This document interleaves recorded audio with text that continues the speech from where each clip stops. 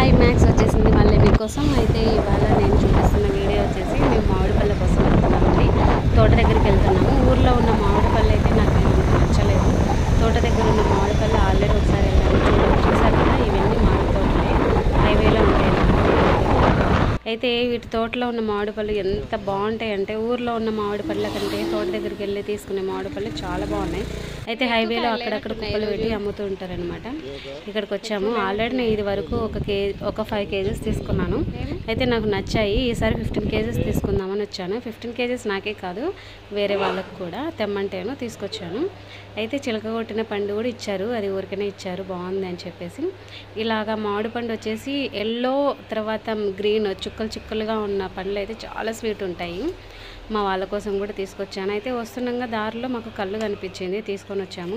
అది తాగి చూస్తే ఎలా ఉందంటే, ఏదో మజ్జిగలో షుగర్ వేసుకొని తాగినట్లుగా ఉంది. దాని టేస్ట్